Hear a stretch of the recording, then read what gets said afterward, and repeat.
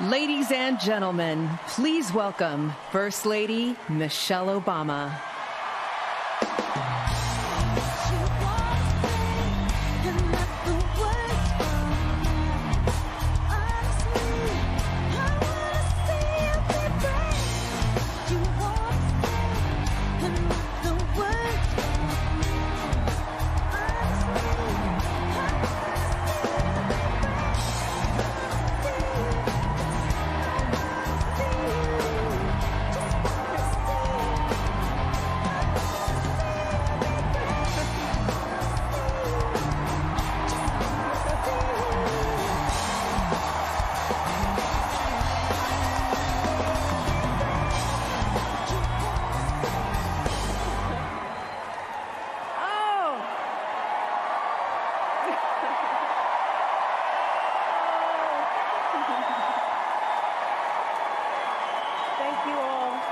Thank you so much. You know, it's hard to believe that it has been 8 years since I first came to this convention to talk with you about why I thought my husband should be president.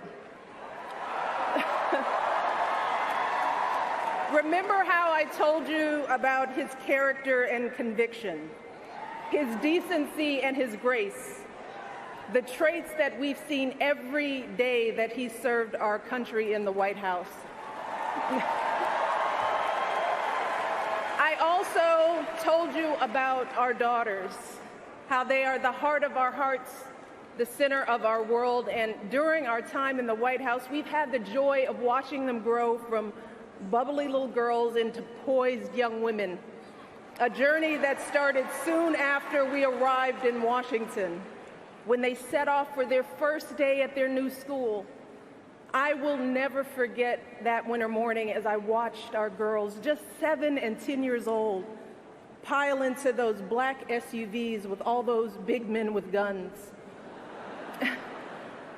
And I saw their little faces pressed up against the window, and the only thing I could think was, what have we done?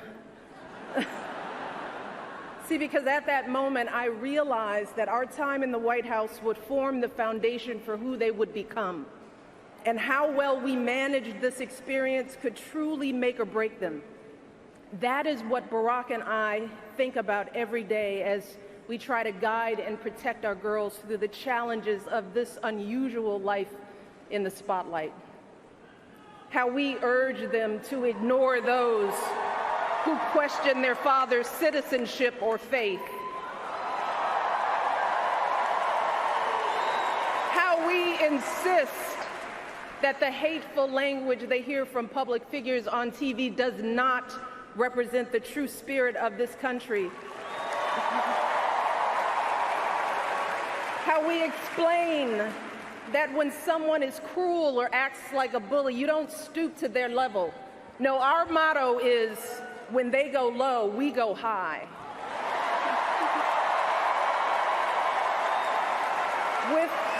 With every word we utter, with every action we take, we know our kids are watching us. We as parents are their most important role models. And let me tell you, Barack and I take that same approach to our jobs as President and First Lady, because we know that our words and actions matter, not just to our girls, but to children across this country. Kids who tell us, I saw you on TV, I wrote a report on you for school.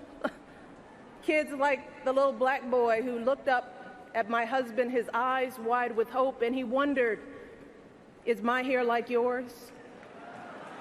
And make no mistake about it, this November when we go to the polls, that is what we're deciding. Not Democrat or Republican, not left or right. No, in this election and every election is about who will have the power to shape our children for the next 4 or 8 years of their lives.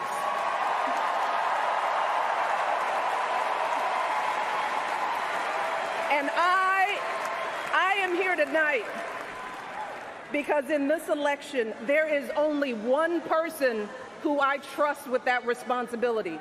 only one person who I believe is truly qualified to be President of the United States, and that is our friend Hillary Clinton.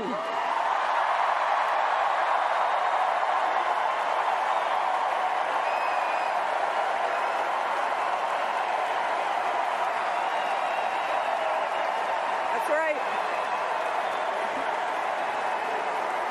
See,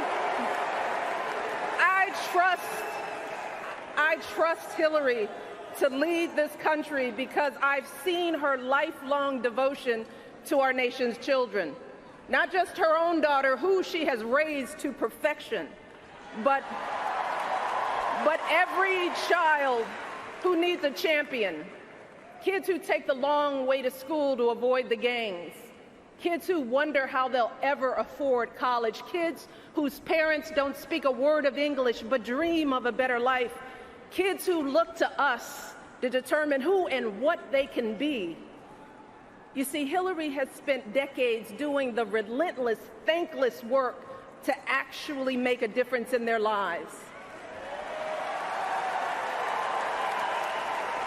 Advocating for kids with disabilities as a young lawyer, fighting for children's health care as First Lady, and for quality child care in the Senate.